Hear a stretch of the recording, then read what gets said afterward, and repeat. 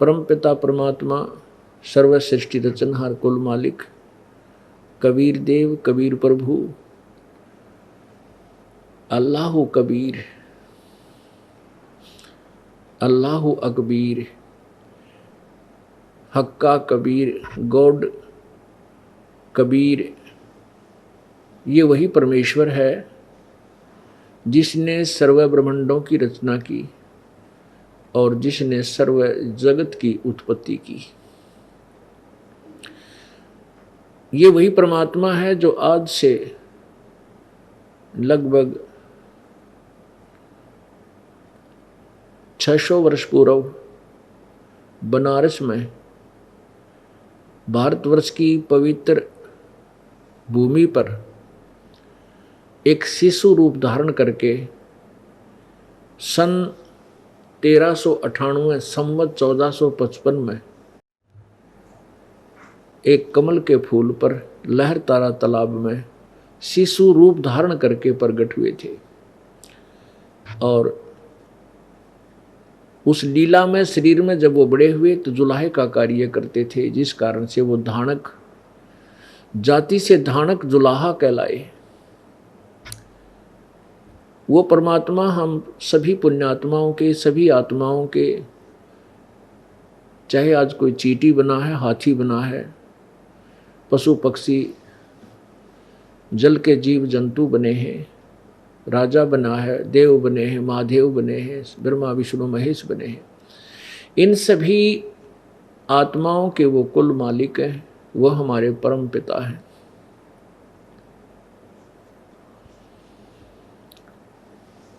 वो परमेश्वर हमें ये ज्ञान देना चाहते हैं यहाँ आकर के कि तुम यहाँ गलत स्थान पर फंसे हुए हो, ये काल भगवान की कैद है, जेल है, और तुम इसको जेल नहीं मान रहे हो। तुम इसको अपना निज स्थान मान करके यहीं पर आपसी द्वेष करके, एक दूसरे से झगड़ा आदि करके, और केवल यहाँ की भौतिक सुविधा को प्राप्त करने के लिए अपना जीवन व्यर्थ करके काल के इस कैद में ही, इस जाल में ही फंसे रह जाते हो। तुम यहाँ के रहने वाले नहीं हो, ये तुम्हारा ठीक ठिकाना नहीं है, वास्तविक स्थान नहीं है। आप सभी सतलोक से आए हो और वो सतलोक वो सुख सागर है, वो सुख सागर है जहाँ कोई दुख नाम की चीज नहीं। समुद्र में जल के अतिरिक्त कोई भी वस्तु आपको दृष्टिगोचर नहीं होती। जहाँ देखे वहाँ जल ही जल, जल ही जल अथाह सागर। ऐसे ही उस परमेश्वर के सत्यलोक में जहाँ हम पहले रहते थे और जहाँ से हम अपनी गलती के कारण काल की कैद में फंस गए हैं, तो वहाँ कोई दुख नाम की चीज नहीं है।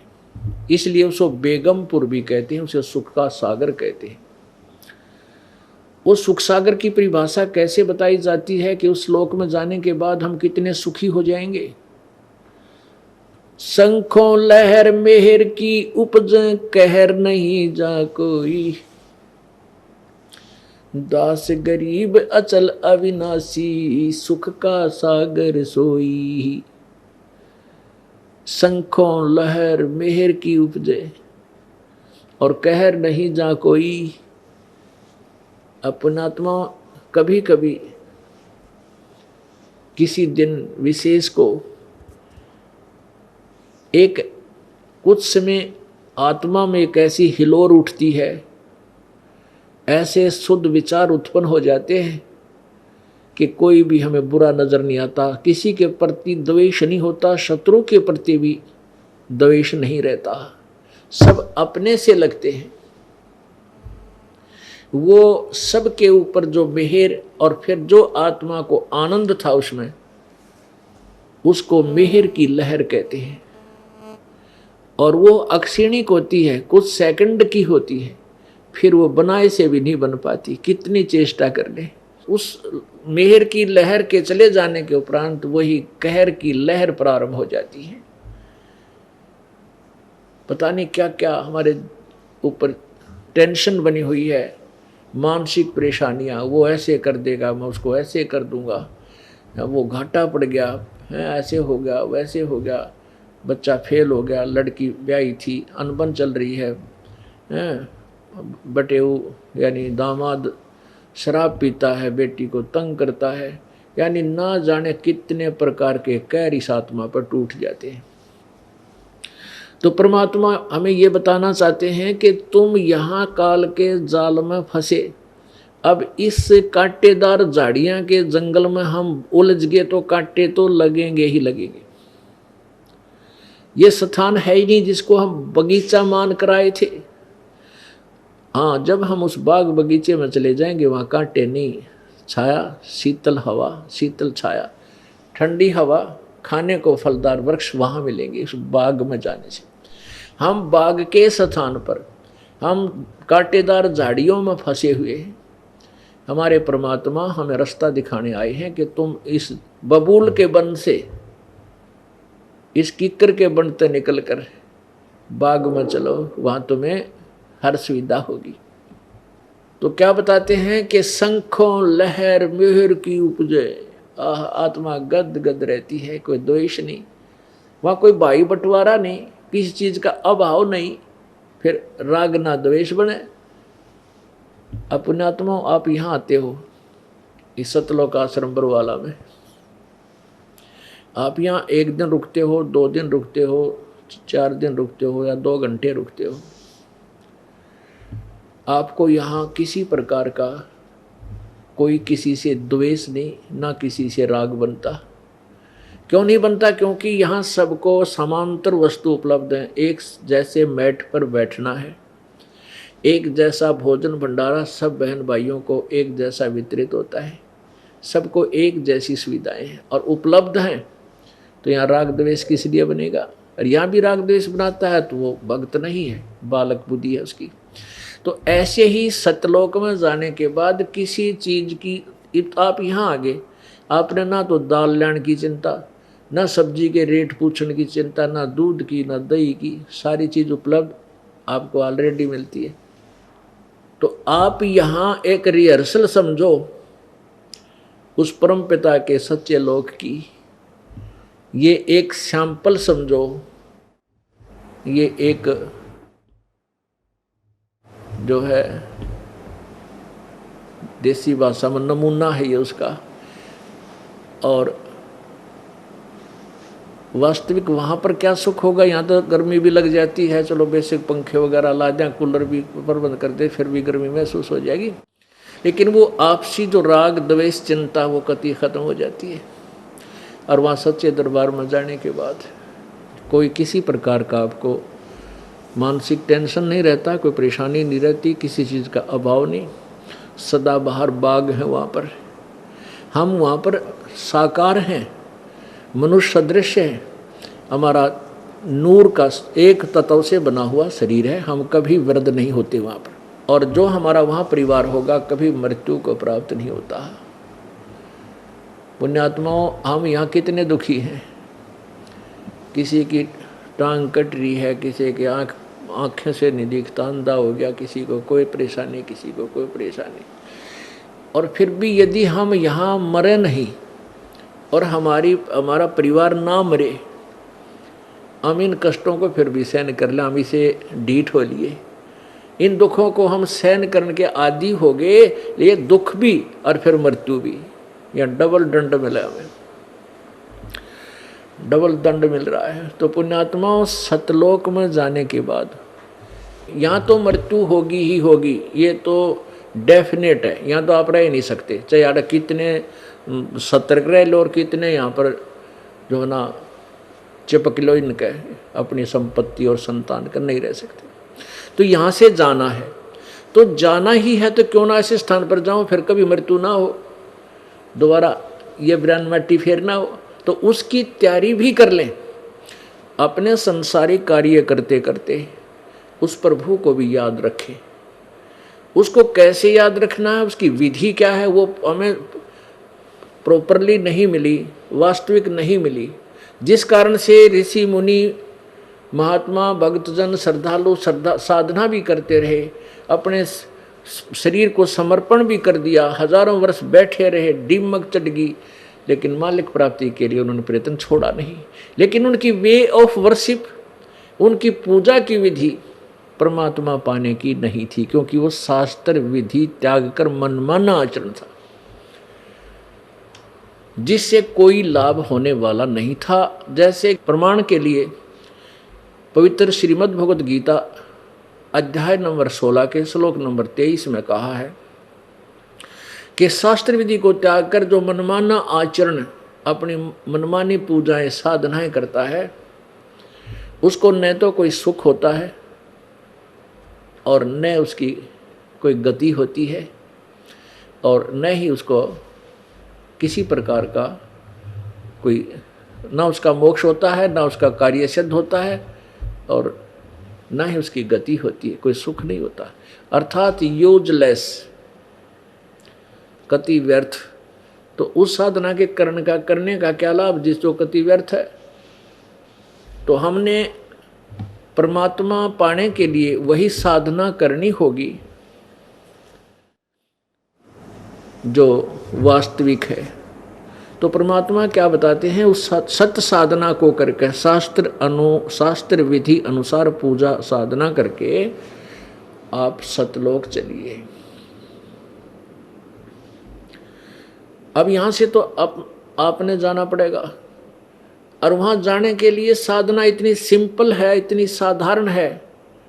रोगी कर सकता है, कोढ़ी कर सकता है, बूढ़ा कर सकता है, बच्चा कर सकता है, कोई नहीं बैठ सकता लेट कर सकता है, चलते फिरते कर सकता है, काम करते करते कर सकता है। हम परमात्मा की भक्ति में रुचि क्यों नहीं लेते थे? क्योंकि हमने ये सोच रखा था कि परमात्मा पाने के लिए हमें बहुत समय देना पड़ेगा अलग से। जैसे समाधिस्थ साधु संत फकीर महर्षि हमने देखे ऐसे करके साधना लगाए बैठे रहते हैं, समाधि लगाकर बैठे रहते हैं, घर त्याग जाते हैं, जंगल में चले जाते हैं, वन में चले जाते हैं, खड़े होकर तप करते हैं। कोई बर्फ में तप करता है, कोई जल में खड़ा होकर तप करता है, कोई धूने लगा कर चारों तरफ अग्नि जलाकर तप करता है। तो हम यूँ सोचा करते भाई ये तपस्या, ये साधना भगवान पाने वाली हमसे नहीं बन सकती, हम गृहस्थी हैं, हम नहीं कर सकते। ये साधु संत फकीरों का ही काम होगा, ये करते रहेंगे। हम तो उनकी सेवा पानी कर देते थे। अब पता चला कि वो साधना तो करने की थी नहीं जो साधु संत करा करते। परमात्मा क्या बताते हैं, डिंब करें डूंगर चढ़े ये अंदर जीनी झूले, जग जाने बंदगी करें ये बोवें सूल बबूले। डंब करें, दंब माने लोग दिखावा, ढोंग करते हैं, ये ऊंचे स्थान पर बैठ जाते हैं ताकि दूर तक मैं दिखाई दूं मैं क्या कर रहा हूं, ताकि मेरे से आकर्षित हो, मेरे पास आवें, मेरी महिमा बन जाए। दंब करें डूंगर चढ़े, डूंगर कहें ऊंची टीलों पर, बड़े पहाड़ पर, और अंदर झीनी झूले। अंदर वो वस्तु नहीं है जिसकी जो होनी चाहिए, वो वस्तु उसको नहीं मिली। और दुनिया भक्त जन जग जाने बंदगी करे, जनता सोचे ये भक्ति करता है, यो बोवे सूल बबूले।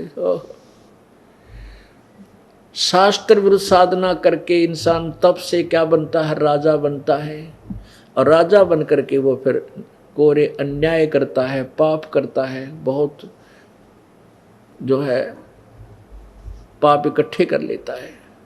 तप से राज में बदमानम, और जन्म तीसरे शुक्र सवानम। ओहो, तपेश्वरी सो राजेश्वरी, राजेश्वरी सो नरकेश्वरी।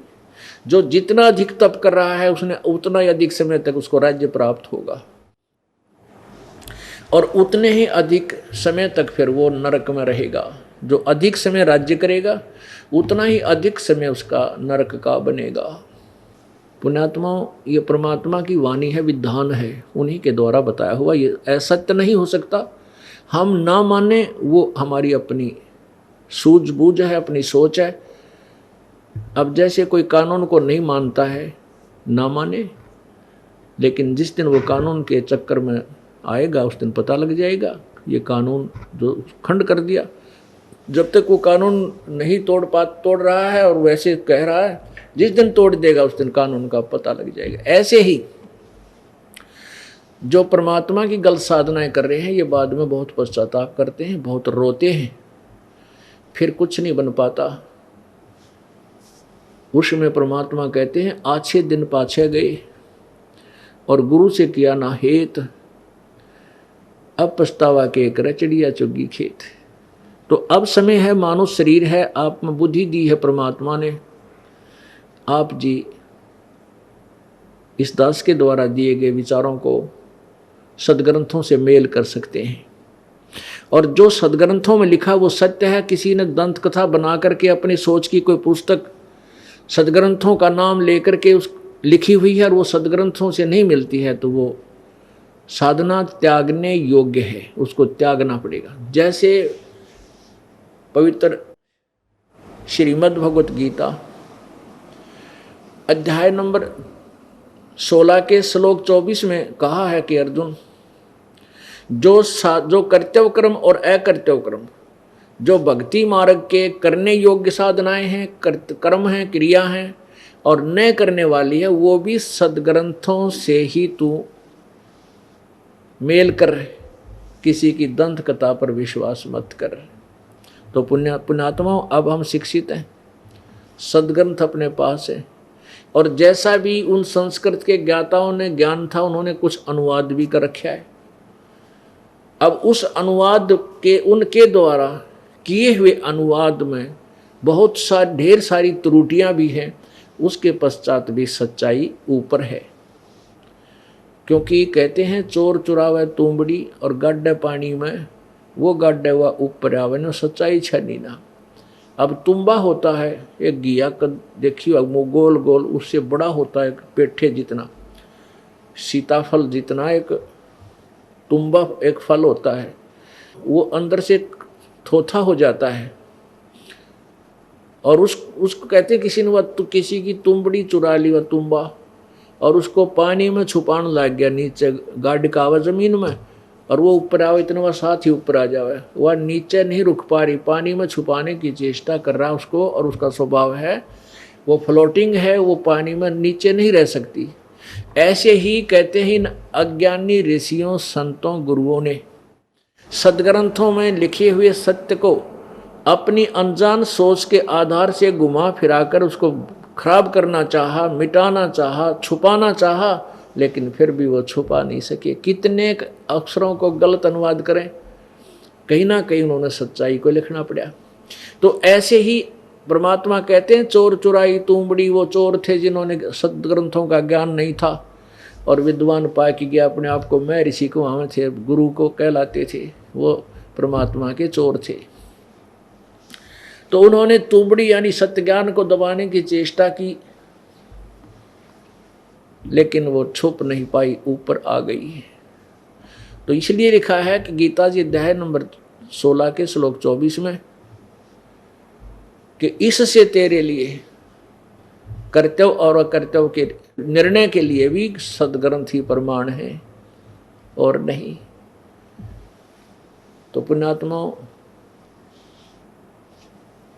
परमात्मा क्या बताते हैं, भाई और बात तेरे काम न आवे, तू संतों शरण लाग रे, के सोए गफलत में बंदे, जाग जाग नर जाग रे, जाग जाग नर जाग रे, और बात तेरे काम न आवे, सतगुरु शरण लाग रे, के सोए गफलत में बंदे, जाग जाग नर जाग रे, जाग जाग नर जाग रे। पुण्यात्माओं, अब हमने जागना किस चीज से है?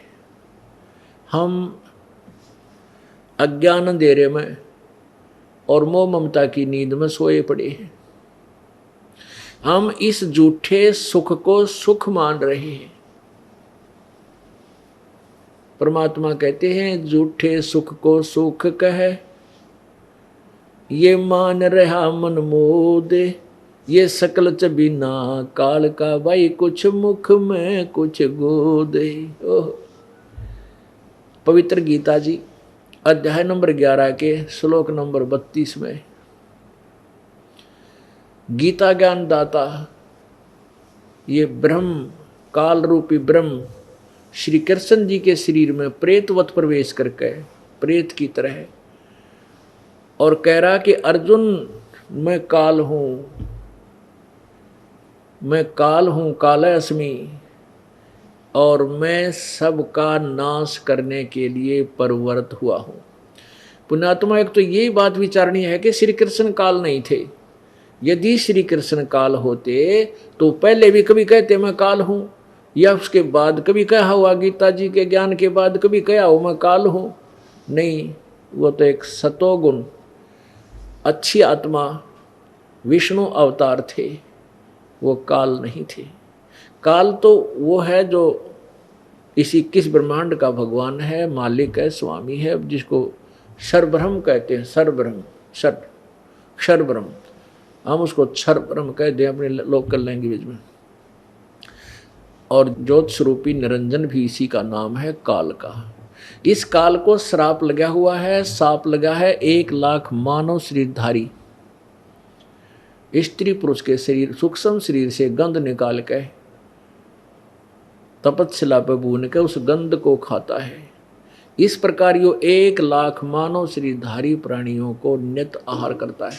उसके लिए इसने अपने तीनों पुत्रों रजगुण ब्रह्मा, सतगुण विष्णु, तमगुण शिव जी से ये अपना सिस्टम फिट कर रखा है, ये अपना शासन चलवा रखा है, व्यवस्था बना रखी है। तो वो काल कहता है कि मैं सबको खाऊंगा, और अर्जुन तो ना लड़ेगा तो भी मारूंगा, ये तो मेरा मारने हैं।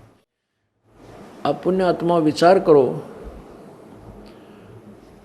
गीता जी अध्याय नंबर 11 के श्लोक 21 में अर्जुन कहता है, हे परमात्मा, आप तो इन ऋषियों को भी खा रहे हो, देवताओं को भी खा रहे हो, और आप ही के ये स्तुति कर रहे हैं, पवित्र आपसे ही मंगल कामना कर रहे हैं, वेदों के मंत्रों से स्तुति करके आप तो इनको भी खा रहे हैं। तब 11वें अध्याय के 32वें श्लोक में कहा कि अर्जुन, मैं तो भाई ये बढ़िया हुआ काल हूँ और सबको खाने के लिए आया हूँ, मैं ना बख्शूँ किसी को।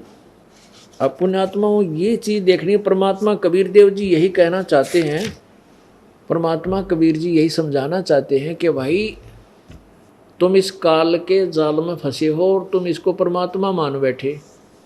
परमात्मा और है, परमात्मा का अर्थ होता श्रेष्ठ आत्मा। और जो 1 लाख इंसान, 1 लाख प्राणी रोज खा, वो परमात्मा नहीं हो सकता। लेकिन हमारा और कोई विकल्प नहीं, इसलिए हमने इसको भगवान मान लिया, स्वामी मान रखा है। और जब तक हम इसके जाल में हैं, इसके कंट्रोल में है, तो ये हमारा स्वामी भी है, लेकिन ये परमात्मा नहीं। अब क्या बताते हैं कि झूठे सुख को सुख है, ये मान रहा मनमोद, ये सकल जबीना काल का, कुछ मुख में कुछ कोद। इस परमात्मा के उस सूक्ष्म वेद का, सूक्ष्म वेद का, परमात्मा के सूक्ष्म वेद के एक सेंटेंस को, एक अमृतवाणी को, एक दोहे को क्लियर करने के लिए अब इतना बड़ा उदाहरण देना पड़ेगा कि शायद 2 घंटे में पूरा ना हो, और तभी ये तत्व ज्ञान स्पष्ट होगा। अब क्या बताया है कि जैसे गीता जी अध्याय नंबर 15 की और श्लोक नंबर 16 में कहा है कि इस संसार में 2 प्रभु हैं, 2 पुरुष हैं, 2 भगवान हैं, एक क्षर पुरुष और एक अक्षर पुरुष। और इन दोनों का तथा इनके अंतर्गत जितने प्राणी, सबका स्थूल शरीर नाशवान है और जीवात्मा अमर सबकी होती है। आगे 17वें श्लोक में 15वें अध्याय गीता जी में कहा है कि उत्तम पुरुष तू अन्य और परमात्मा इति उदारते। वो उत्तम पुरुष जो श्रेष्ठ भगवान है, वो तो कोई और है जिसे परमात्मा कहा जाता है। वास्तव में वो परमात्मा है। अब परमात्मा की डेफिनेशन परमात्मा की भूमिका परिभाषा आपके स्पष्ट की जा रही है, आपके समक्ष स्पष्ट की जा रही है कि परमात्मा किसे कहते हैं। परमात्मा इति उदाहरते, जिसे परमात्मा कहा जाता है। और यह लोकत्रयम् आविश्य विभर्ति अवैश्वर, जो तीनों लोकों में प्रवेश करके सबका धारण पोषण करता है, वो वास्तव में वो अविनाशी परमात्मा भगवान है, प्रभु है। सब भगवानों, ईश्वर माने भगवानों का, इन उसके जितने भी अंतर्गत, उसके जो अंतर्गत स्वामी आते हैं उन सब का मालिक है। अब गीता जी अध्याय नंबर 15 के श्लोक नंबर 16 और 17 में 3 परमात्मा प्रमाणित है, लेकिन उन 2 को, सरपुरुष को और अक्षर पुरुष को, इनको परमात्मा नहीं कहा।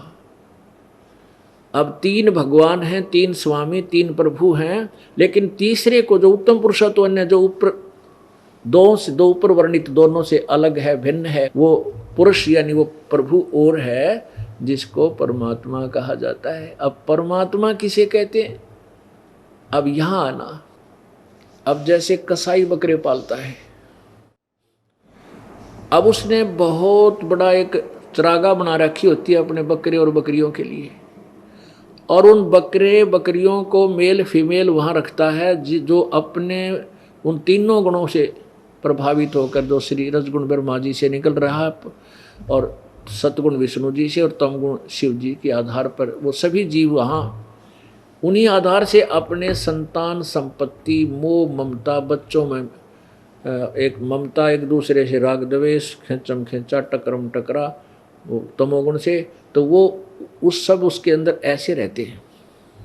और वो कसाई जो है उनसे ही संतान उत्पत्ति करवाता है, और उनके लिए वहाँ बहुत अच्छी चरागाह बना रखी है, घास बढ़िया चारा डालता है, एक छोटा सा तालाब बना रखा होता है जहाँ वो जलपान करते हैं, और उनके पानी पीने की व्यवस्था होती है।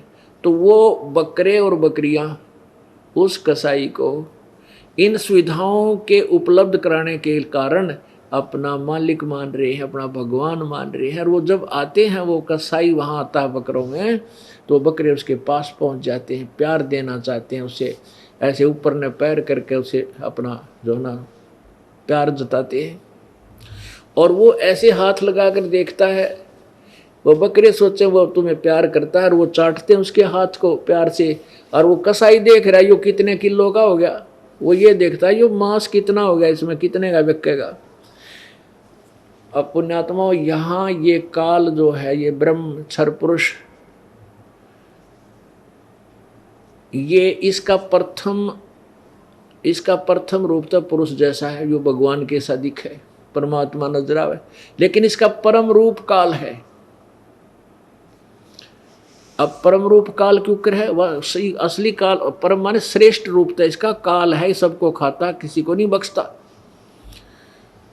अब प्रथम रूप भगवान जैसा कैसे नजर आता है ये काल, कि जैसे कितनी बड़ी पृथ्वी, ओहो, और कितनी सुंदर दिन रात बन रहे हैं, शीतल हवा चल रही है, स्वच्छ हवा दे रखी है, बाग बगीचे फलदार वृक्ष हैं, और झरने बह रहे हैं, किधर दरिया बह रही है, कहीं पहाड़ बनाया है, कहीं सुंदर नज़ारे बना रखे हैं। तो हम घूम फिर कर सैर सपट्टा करके यूँ सोचा, हाँ ऐसे सोचते हैं कि भगवान ने पड़ा है, कितनी अच्छी, कितनी सूझबूझ से सब सुविधा हमें दे रखी है।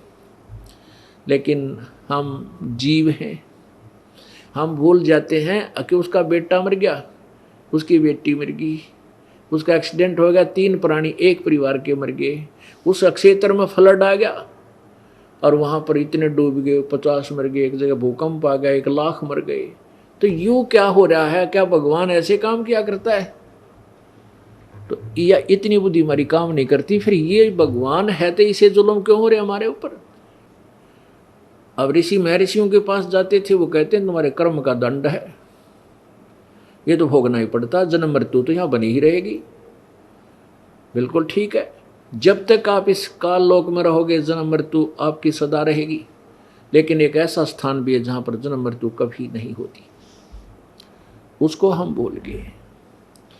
अब जैसे पवित्र विष्णु पुराण में आप देखिएगा, इसमें कहा है कि विष्णु का प्रथम रूप तो पुरुष है।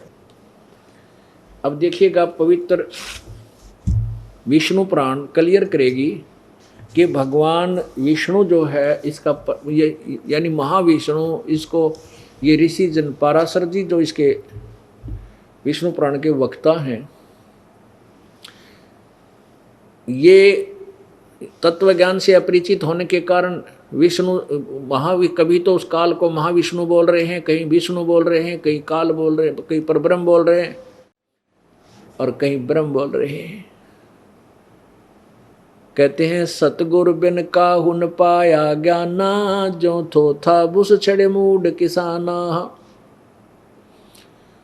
गुरु बिन वेद पढ़े जो प्राणी, समझे न सार रहे अज्ञानी। सतगुरु के बिना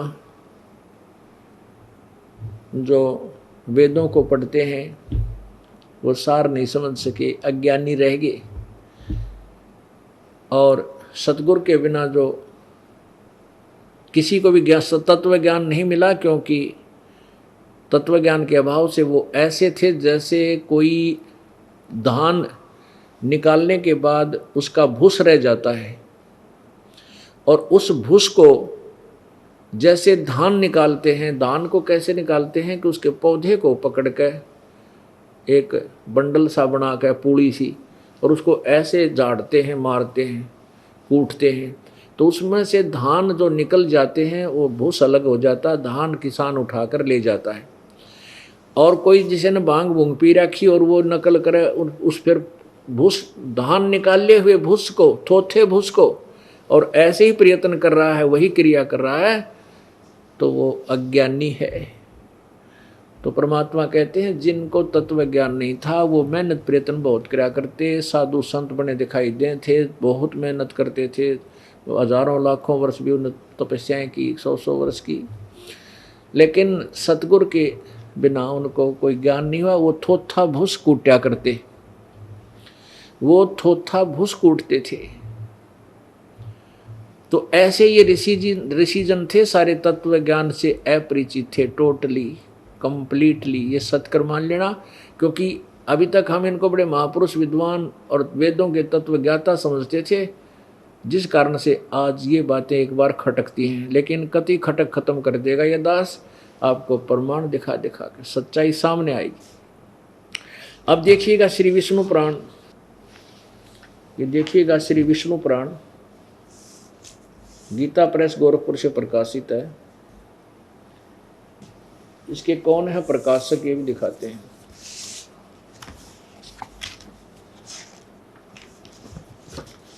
श्री विष्णु पुराण सचित्र हिंदी अनुवाद सहित, अनुवादक हैं श्री मुनि लाल गुप्त।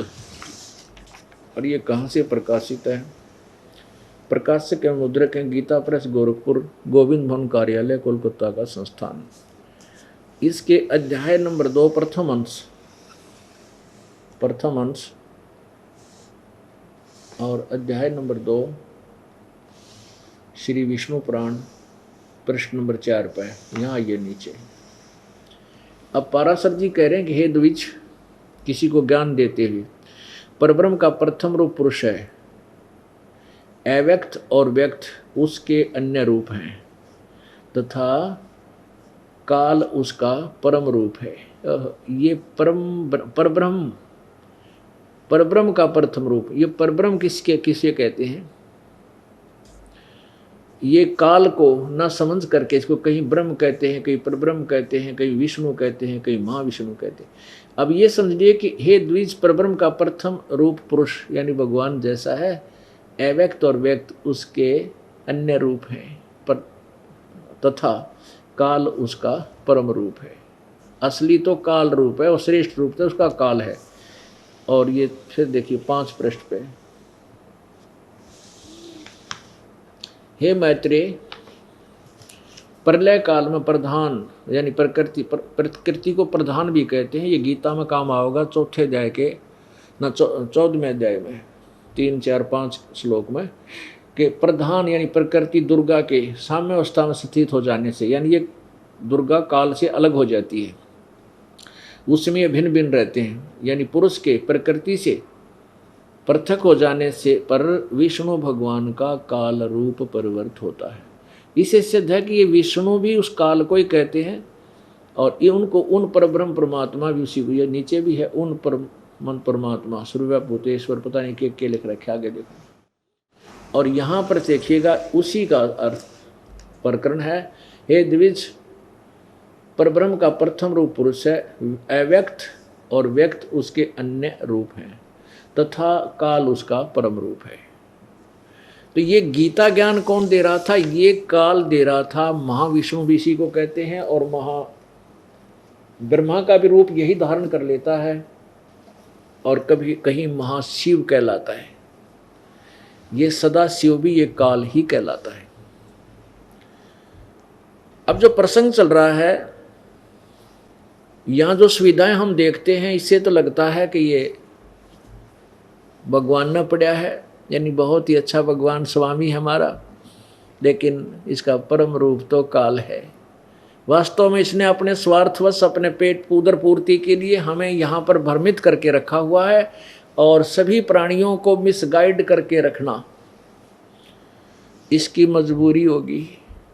सभी प्राणियों को, सभी जीवों को यहाँ वास्तविकता से अपरिचित रख के अपने जाल में फंसाना इसकी मजबूरी है, क्योंकि इसको श्राप लगा हुआ 1 लाख मानव श्रीधारी प्राणियों को निताहार करने का।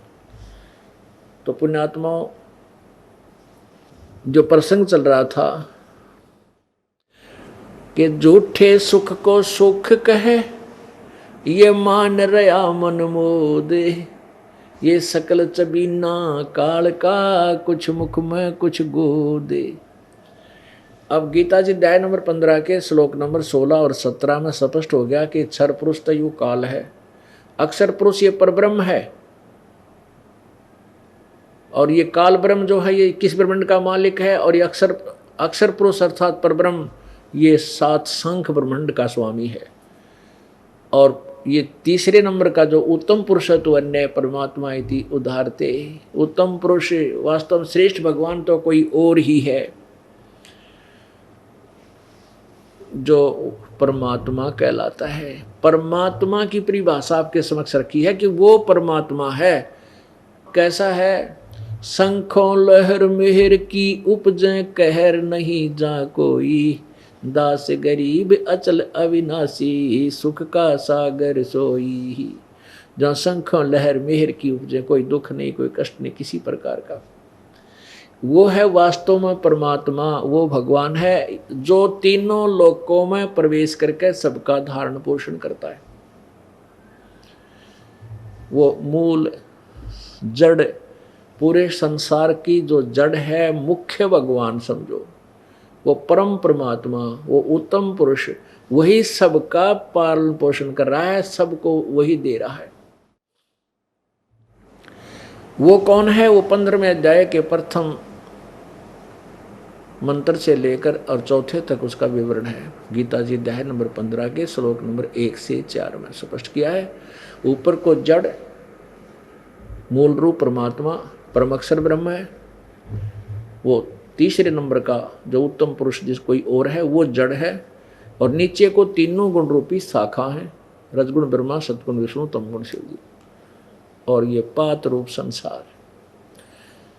तो यहाँ प्रसंग चल रहा था, सर्व सोने की लंका होती रावण से रणधीरम, एक पलक में राज बिराजी जम के पड़े जंजीरम मन तू, सुख के सागर बस रे भाई और ना ऐसा यस रे। पुण्यात्मा, हम किसी के पास एक फैक्ट्री होगी, किसी के पास 2 होंगी, किसी के पास एक छोटा सा कमरा रसोई होगा, मकान होगा, किसी के पास 3 कमरों का होगा, किसी पर डबल सटोरी होगा, किसी के पास 3-4 मकान होंगे, कोठी होंगी, किसी के पास 200 ग्राम सोना होगा, किसी के पास 100 ग्राम होगा। घना सेठ होगा तो आधा किलो किधर छुपा रहा होगा तिजारी में, और हम इसी में सेठ मानने बैठे अपने आप को। परमात्मा कहते हैं उस रावण की मंडी में हीरे मोती ऐसे बिका करते जैसे यहाँ बाजरे ज्वार बिकते हैं। इतना धनी राजा था और सारी सोने की लंका बना रखी थी। रति कंचन पाया नहीं रावण चलती बार। यह संसार छोड़कर जब जाने लगा, कहते हैं एक रति भी यानी 1 ग्राम भी वो सोना नहीं लेकर जा सका। तो उस रावण जैसा यश आपका नहीं हो सकता, और वो भी यूजलेस। क्या फायदा उस झूठे यहाँ के यश में जो फंस गया, उसका तो काम बिगड़ गया। यहाँ तो साधु संत अपना काम बनाते हैं, भक्तात्मा पीछा छुड़वा लेते हैं, यहाँ की प्रभुता से हाथ जोड़ देते हैं, भगवान बचावे, इसी झूठी प्रभुता थे।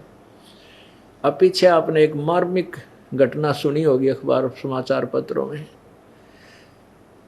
आंध्र प्रदेश के, पहले गलती से दास कर्नाटक के बता गया था, वो मुख्यमंत्री जो हेलीकॉप्टर में क्रैश होकर मृत्यु को प्राप्त हुए, वो आंध्र प्रदेश के थे। आंध्र प्रदेश के मुख्यमंत्री जी, और कितनी प्रभुता होती है एक मुख्यमंत्री की, कितना यश होता है। और कहते हैं एक पलक में राज विराजी, जैसे रावण के विषय में कहा, एक पल में राजा से विराज हो गया, राज रहित होया और पड़ी काल की फांसी। और इव काल के हाथा चढ़ गया, भक्ति ठीक करी को नहीं। और अब पशु पक्षी योनियों में जाएगा, वहाँ कोई नहीं साथ होगा, ना कोई मंत्री होगा, ना कोई रीडर होगा, ना कोई सलाहकार होगा, एकला पिटेगा वहाँ पर। ये कोई भी प्राणी है जो भक्ति नहीं करके गया। अब उसके कितना यश था, एक पलक में सर्व सोने की लंका होती रावण से रणधीरम, एक पलक में राज विराजी फिर काल के पड़े जंजीरम। वह काल की जंजीर नो की नो रहेगी, हम के दूध पकड़ के ले जाएंगे। अब कहाँ गिरी वो सब उस राजा का, मुख्यमंत्री जी का थोड़ा बहुत सांस अगर बचे हुए होंगे, नीचे गिर भी गया होगा जीवित, थोड़ा कोई पानी पीनिया नहीं, कोई फर्स्ट एड करनिया, कोई ऐसे जंगल में दे मारा ठाके काल ने। तो पुण्यात्मा परमात्मा कहते हैं हाथ जोड़ लो, इसे यहाँ की प्रभुता। तो 1 सेकंड में ये धोखा दे रखा हमारे को काल ने, हमारे को मूर्ख बना कर रखा हुआ है, हमारे पुण्य, और हमें ही बर्बाद करवा देता है। किसी का बुरा करते हैं, किसी का भला करते हैं। अब भला करना तो राजा का कर्तव्य, लेकिन बुरा करना उसके पाप है। राजा को पाप ही पाप मिलता है, बेनिफिट कोई नहीं मिलता यदि वो भक्ति नहीं करता है। और भगवान से डरने वाला राजा अन्याय नहीं कर सकता, राज रहो या मत रहो। और राज्य को उतने दिन ही रहना जितने दिन परमात्मा ने लिख रखे, आपसे पहले और पीछा कोई नहीं कर सकता। लेकिन हम भगवान के विधान से अपरिचित होने से स्वयं अपनी सूझबूझ से अपनी रक्षा, अपना राज्य को बचाने की चेष्टा में पाप गढ़े कर देते हैं। जैसे कंस को आकाशवाणी होगी थी जब वो अपने बहन और बहनोई को विदा करने जा रहा था। शादी के बाद रथ में बैठाकर प्रेम से ले जा रहा था अपनी बहन को। आकाशवाणी होगी कि तेरी बहन से के गर्भ से तेरे को मारने वाला उत्पन्न होगा, 8वीं संतान जो होगी तेरे को मारने वाला उत्पन्न होगा। अब उसी समय वही रथ रोक दिया और तलवार निकाल ली, बहन और बहनोई को दोनों को मारने को तैयार हो गया। तब उन्होंने हाथ पैर जोड़ दिए कि आप बहन को मत मार, पाप लगेगा। हमें क्यों मार रहा है, आप हमें अपनी कैद में डाल लो, हमें मारो मत। तो इस बात पर उसका सलाह हुई, इस बात के ऊपर उनका फैसला हुआ कि जितनी भी संतान हमारी होगी उनको तू मार देना, हमें ना मारे दे। हमें जीव कितना प्यारा है अपना, अपनी जान हमें कितनी प्रिय है कि हमने अपनी संतान को भी उसको देना मंजूर कर दिया कि हमें ना मारना, हमें छोड़ दे। अब वो होना ही था ऐसा, तो उसने कंस ने दोनों अपने बहन और बहनोई को अपनी कैद में, कारागार में डाल दिया, और जो भी पुत्र या पुत्री हुई उसी को काट दिया, मार डाला। इसलिए कि अपना जीवन रक्षा के लिए, अपने राज्य को बचाए रखने के लिए। उसको कोई समझाने वाला होता कि कंस मृत्यु तो तेरी होएगी, कोई संत होता और उसको मुंह तोड़ के कह देता कंस तेरी मृत्यु होगी। और भगवान की आकाशवाणी को तू श्रेष्ठ सत्य मान रहा है कि 8वीं संतान से तेरी मृत्यु होगी, तो उसको तू कैसे टाल सकता है? क्या तू भगवान से बड़ा है? या तो इस आकाशवाणी को सत्य मत मानने जान दे तेरी बहन को। अगर सत्य मान रहा तेरी मृत्यु होगी होगी, और ये पाप इकट्ठे मत कर रहे। अब बुद्धि देखो कि कैसे बिक जाती है, राजा कितना अहंकारी अभिमानी बन जाता है, मैं ये कर दूंगा, मैं ये कर दूंगा, मैं ऐसा प्रबंध कर दूंगा। ना, यह भूल है प्यारे तेरी। जिस दिन कालबली का चक्कर चलेगा, तू तो क्या, तेरे फरिश्ते भी नहीं जान सकते तू कहाँ मरेगा और कैसे मरेगा। अब उसने अपने राज्य को, अपने जीवन को बचाए रखने के लिए बहन के सारे पुत्र व पुत्रियां मारी। और लास्ट में जब श्री कृष्ण जी को का जन्म हुआ, तो उनको ये नंद के वहां से एक लड़की उत्पन्न हुई। इस लड़की को वहां ले आए कैद में, और वहां से वहां ले गए। प्रभु की लीला, सब ताले तूले खुल गया पे। और फिर वो कन्या जब कंस ने मारी, धरती पर पटकी तो वो आकाश में उड़ गई। जाते समय कहा कि कंस तेरे मारने वाला उत्पन्न हो चुका है। एक और इंजेक्शन ला दिया कारण उसके। उसने, कंस ने क्या किया, आसपास के नवजात शिशुओं को कत्ल करवा दिया कि ना जाने कित पैदा हो गया होगा। आसपास के बेटे और बेटियों को, लड़कियों को जो 2-4 साल 5-4 वर्ष के थे, उनको कत्लेआम करवा डाला। कितना पाप इकट्ठा कर लिया, और अंत में मर कर रहा और आज रहा नहीं।